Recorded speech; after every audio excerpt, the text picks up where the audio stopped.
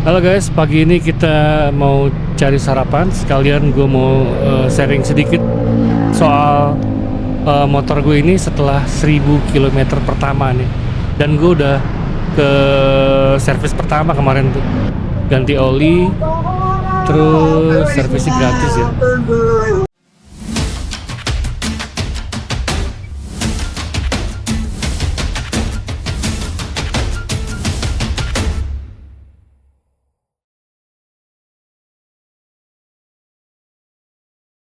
Oh ya, by the way, sekarang ini gue lagi nyobain pakai GoPro disambungin ke Zoom mic yang gue punya tuh.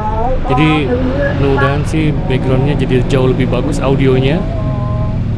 Soalnya mic-nya tuh stereo, jadi bisa kiri kanan. Jadi kalian mau nikmatin perjalanan bareng sama gue yang secara virtual, jadi lebih enak. Kemarin kan ada suara apa? Kresek-kresek sama itu quick release-nya bunyi terus. Kali ini kayaknya udah bersih dah. Nah, selama sejak turun sampai hari ini, motor ini udah gue bawa ke Puncak 2, Cipanas, Cianjur, dan udah dicobain ke berbagai tanjakan di Bogor. Jadi kesimpulan gue kayaknya cukup deh ya.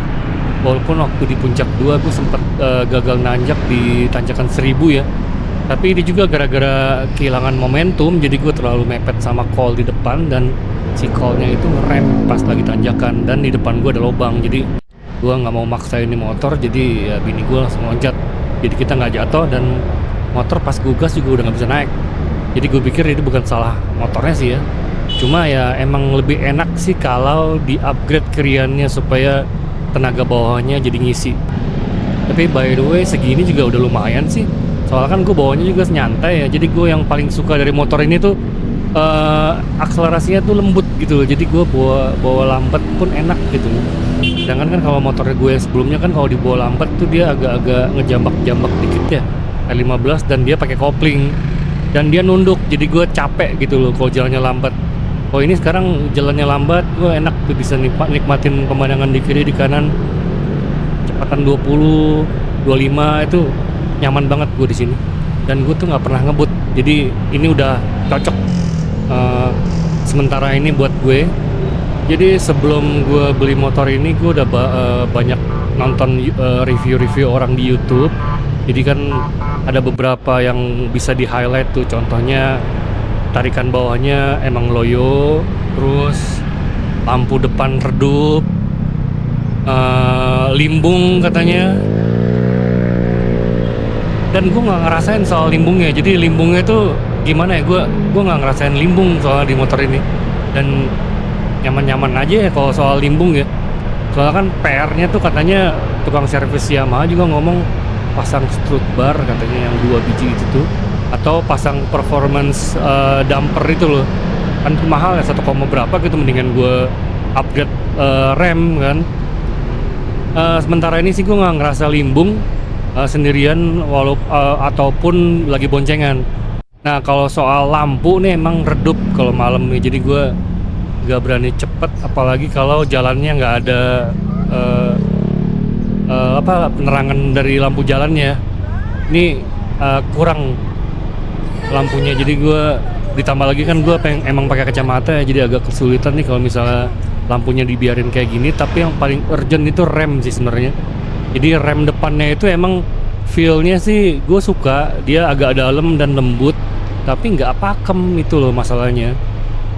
Jadi dia harus dibantu pakai rem belakang. Ya wajar, emang bobot si motornya itu 180 lebih ya kalau nggak salah ya.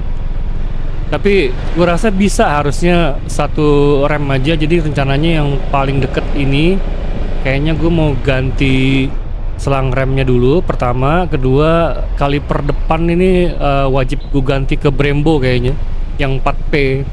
Jadi harapan gue cukup pakai satu rem depan aja, harusnya motor ini bisa berhenti harusnya.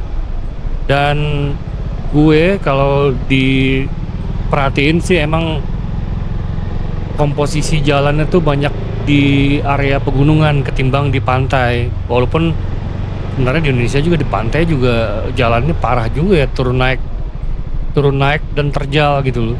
Contoh kayak Ciletuh nih gue belum berani, karena gue lihat di YouTube tuh tanjakannya banyak yang ekstrim. Jadi gue takut remnya kayak yang di R15, jadi nungguin selang remnya di upgrade dulu ya.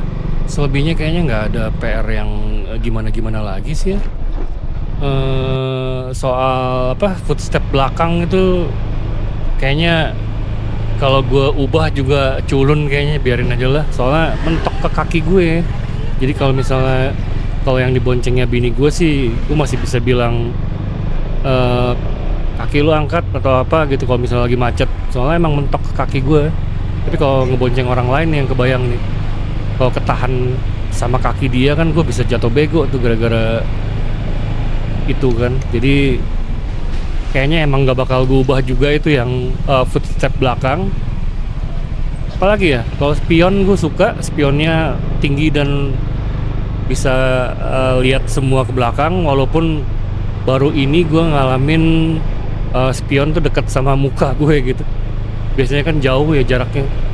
Jadi gue kalau mau ngelihat spion tuh nengok ke kiri ke kanannya agak jauh. Tapi sekarang udah mulai kebiasa sih, itu soal kebiasaan doang. Terus gue tambah pakai itu kayak spion yang cembung itu yang biasa buat mobil itu. Jadi bisa cover agak luas kalau gue lagi belok. Soalnya kan ini kalau dibelokin kan stangnya, si spionnya tetap ikut-ikutan belok ya, nggak kayak yang R15 dia nempel di bodi depan. Ya tadi gue makan nasi uduk di tempat yang tadi tuh, yang di depan motor tadi. Ada gorengannya lumayan rasanya. Biasanya sih dulu gue sering sarapan di sini kalau habis jalan pagi. Cuma kalau terlalu sering juga nggak baik ya, soalnya gorengan. Oh ya, ini kembali ke pengereman. Jadi kayaknya master rem ini kayaknya itu hal atau part yang paling belakang bakal gue upgrade. Soalnya kalau gue perhatiin kan orang-orang pada pakai punya RPD master remnya, jadi terlalu banyak ya orang pakai gitu. Terus gue nggak suka ada tabungnya itu loh. Tabung tuh bentuknya culun. Jadi gue nggak, kayaknya nanti deh ya, walaupun nanti mau di upgrade harus yang RCS kali, yang punya Brembo itu. Jadi kelihatannya bener-bener nggak tanggung-tanggungan ya. Beneran kalau mau mengejar looks ya, gue pikir jangan tanggung-tanggung. Jadi nanti aja lah terakhir. Kalau rem belakang emang mau gue upgrade ke Brembo juga, tapi untuk sekarang ini rem belakang itu pakem, gue suka. Jadi kayaknya nanti dah. Terus di bodi bawah ini gue udah pasang engine guard. Soalnya waktu awal-awal motornya turun itu gue sering mentok di polisi tidur di komplek tuh. Biasanya kan di komplek tuh polisi tidurnya tinggi-tinggi ya. Jadi itu sering mentok, gue takut kena mesinnya. Jadi gue pasang kayak plate gitu, ada yang jual di Shopee. Jadi bagian bawah aman. Terus gue pasang ini lagi apa? Crash bar yang di bawah itu loh, yang di dekat pijakan kaki. Dia dari tengah sampai ke depan, tapi nggak nyampe ke atas sih. Nah di situ udah ada dudukan untuk lampu tembaknya, jadi gue enak. Jadi nggak usah beli bracket lagi untuk kalau mau masang lampu tembaknya nanti. Rencananya dulu moto kali ya. Terus tambah lagi ini motor kan ditaruh di gang rumah. Maksud gue rumah gue tuh ada gang di sampingnya. Jadi kalau nggak dipasang crash bar ini pasti udah lecet-lecet. Terus di bodi belakang itu ada lekukan dekat tulisan X-Max-nya itu tuh, dia menjorok keluar. Jadi gue perhatiin kayaknya bakal cepet gores deh kalau nggak gue pasang ada karbonan gitu loh. Karbon sih katanya sih, karbon slider gitu. Dia bentuknya stiker karbon gue pasang, jadi kiri kanan yang menonjol keluar itu aman loh. Walaupun dia kegores dinding, yang gores tuh si karbon slidernya. Apalagi yang udah gue upgrade nih? Oh, gue ada pasang untuk dudukan apa? Itu USB charging. Jadi gue punya USB charging tambahan buat di luar 2 biji. Dia ada USB-C sama USB yang biasa buat kamera. Jadi gue kan pakai kamera 2 tuh, Insta360 sama GoPro. Jadi gue nggak harus ngandelin baterai lagi, jadi irit deh. Ada botol minum buat bracket botol minum dari Motor Wolf gue punya tuh, gue pasang juga yang nyambungnya ke spion. Terus windshield depan ini nggak bakal gue ganti, soalnya kebanyakan orang kalau punya X-Max gue perhatiin di jalan kebanyakan kan diganti ke yang pendek, yang kecil. Gue pikir semua orang yang pakai X-Max kayak gitu, gue males sama, jadi gue nggak bakal ganti. Dan kan keuntungannya dia bisa naik turun, ngapain gue ganti, jadi nggak ada gunanya kan kalau bisa naik turun. Dan bahannya bagus dia, si windshield yang bawaan dari pabrik ini keren. Apalagi ya, spion nggak bakal gue ganti juga, mainstream ya kalau gue ganti. Terus yang lainnya ya udah nggak ada lagi, cukup segini. Jadi rencananya November atau Desember paling lambat gue ganti selang rem sama kaliper depan Brembo 4P, tapi bukan yang monoblok ya, yang biasa, supaya gue nggak harus ganti cakram depannya, pakai cakram yang bawaan standar aja jadinya. Oh iya, soal shock belakang itu dia emang keras menurut gue, apalagi kalau kita jalannya agak cepet ya, jadi kelihatan tuh kerasa banget yang dibonceng kerasnya. Tapi itu terbantu karena si joknya tuh empuk, jadi nggak masalah ya. Kita udah kebiasaan pakai R15, jadi gue pikir segini masih oke. Tapi nanti kalau misalnya emang gue udah masuk ke tahap modifikasi untuk looks, kayaknya bakal gue ganti Ohlin kayaknya ya. Jadi kita bertahap deh, biar kerasa tuh perubahan performanya, perubahan looksnya. Dan kedua, kalau sekaligus kan amsyong tuh kayaknya duit belanja kan. Jadi sementara ini air belakang atau shock belakang belum gue ganti. Nah, satu lagi nih yang paling gue suka dari motor ini, bentukan kokpit depannya nih. Gue suka, jadi layar depannya gede, terus gue bisa naruh 2 kamera di kiri dan kanan. Terus gue udah taruh lagi satu tripod, bukan tripod sih, monopod yang nyambung ke crash bar. Jadi dia bisa dapet misal gue pasang Insta360 di ujungnya, gue bisa dapat gambar motor bagian depan kiri ya. Jadi ini motor tuh bener-bener bisa dipakai untuk bikin konten jadinya. Dan gue tuh pakai voice over, jadi gue jalan tuh nggak sambil ngobrol, nggak sambil ngomong. Jadi gue bisa nikmatin perjalanan. Nah nanti pas pulang baru tuh gue ngedit di rumah, gue voice over pakai kebetulan ada mic yang lumayan bagus di studio gue. Jadi audionya mudah-mudahan makin kesini makin baik, makin clear.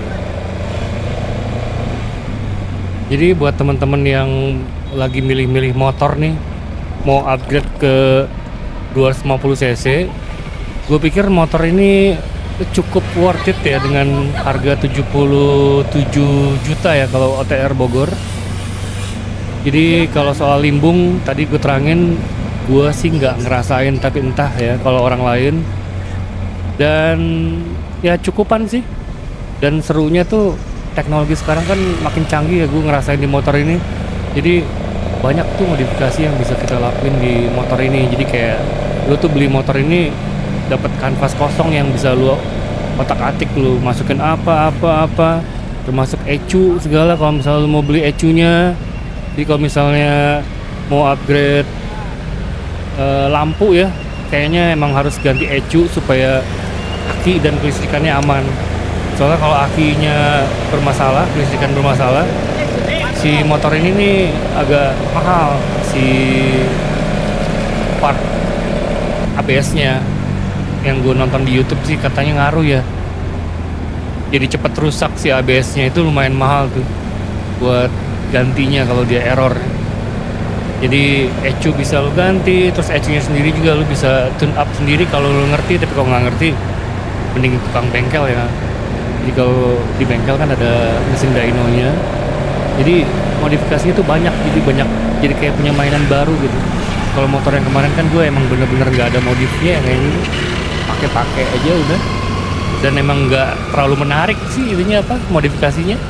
Oh yang ini gue emang agak-agak excited, banyak yang gue pikirin dan banyak juga yang harus gue pertimbangin perlu atau enggak, signifikan atau enggak gue lakuin, mulai dari performance atau looksnya ya. Yang jelas gue nggak mau sama motor orang. Nah, ini gue mau beli nasi padang buat bini gue, tadi udah tuh ini kita di Jalan Pengadilan ya. Itu nasi padangnya lumayan enak, rekomend buat kalian yang mau mampir di deket Rumah Sakit Salak depan SMP Regina Pacis ya. Ini gue mau lewat Pasar Anyar, terus muter ke belakang, nanti nongol-nongolnya di ke arah apa tuh SMA 5 ya. Modifikasi kan sifatnya personal ya, jadi kadang-kadang sih gue suka lucu juga ya kalau di sosmed gue lihat modif orang di komenin, terus yang di komen marah, terus ada lagi yang nyambungin ngebelain segala, jadi ribut. Ngapain juga ngeributin ya, ego masing-masing sih ya. Ada yang mau show off, ada yang begini, ada yang begitu ya. Orang kan terserah mau ngapain ya. Kita cuma bisa ngingetin. Kan soalnya emang ada modifikasi yang justru membahayakan. Misal kayak gue pernah lihat tuh Ninja 2,5 dipasang ban cacing. Nah itu kan nggak safety ya. Tapi kalau dia pakai buat ngedrag race, mungkin ya kepuasan orang kan beda-beda ya. Jadi kita cuma bisa komen selama ya dibutuhkan gitu, dan jangan bikin orang tersinggung juga. Jadi ya sifatnya personal ya, selama kita ingat tujuan kita motoran kan. Jadi kalau motoran gitu kan sebenarnya ya kita nyari happy ya. Kayak ada yang hobi mancing ya, mereka nyari happy. Walaupun juga kalau misalnya gue ditanya nih, lo suka mancing nggak? Enggak ya, gue kan emang nggak bertahan ya, duduk lama cuma nungguin dapat ikan ya. Tiap orang kan hobinya beda-beda, dan mungkin juga suatu saat jangan-jangan gue nanti suka mancing kan, nggak tahu juga kan. Itu pelang keretanya kok culun banget ya, pakai bambu, gimana sih kayak di kampung. Ini sebelum lebaran nanti gue ada beberapa rencana yang mau dilakuin.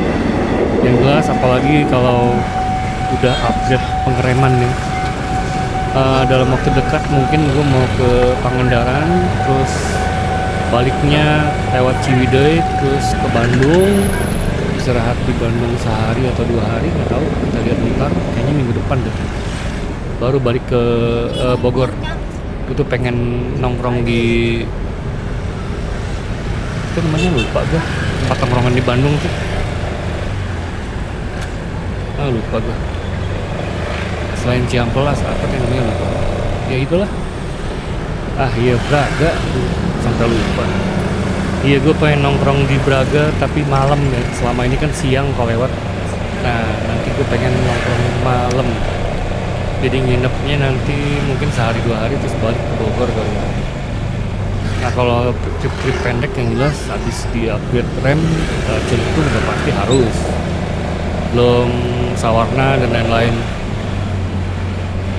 Soal Bandung juga gue mau nyamperin beberapa anak RP yang tinggal di Bandung. Jadi gue tuh emang selalu sering di rumah ya, atau di tongkrongan sendiri, jadi jarang gue main ke tempat teman atau apa. Nah sekarang kan lagi hobi-hobinya jalan nih, jadi ntar gue sempetin nyamperin beberapa teman gue di Bandung, atau nanti mau kalau ke Sukabumi ya samperin yang ada di Sukabumi. Ini dulu tanjakan lumayan serem nih waktu gue belajar kopling. Takutnya mesin mati di sini. Apalagi kalau lagi macet kan, di sini sering macet nih. Tapi motor ini tadi gue beberapa kali gue lewat sini dan dalam keadaan macet dan berhenti di tengah-tengah tanjakan dan gue gas, dia ngangkat kok kuat, jadi nggak masalah ya. cukupan lah buat gue. Nah ini yang pertanyaannya nih gini, kalau misalnya gue upgrade ke Rian, feel yang sekarang ini pasti berubah dong ya. Sekarang ini kan gue demen ngegasnya soft tuh ya di putaran bawah. Nah kalau udah di upgrade ke Rian, apa dia jadi ngejambak-jambak? Kalau ngejambak-jambak nggak seru ya. Kayaknya sih bisa di setel, tapi nggak tahu ya nanti. Emang harus di upgrade juga sih ke Riannya, jadi nggak usah khawatir lagi ya. Kalau misalnya kita lagi ada di tanjakan yang curam, kayak kalau misalnya ke Dieng tuh gue agak ngeri juga tuh. Tapi kan sebenarnya sih tinggal turun sih penumpang.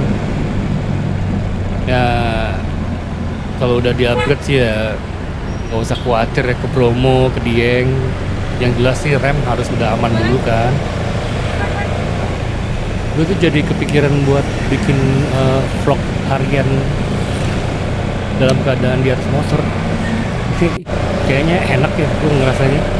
Dan kalau misalnya kamera cuma satu kan ngeditnya juga gampang.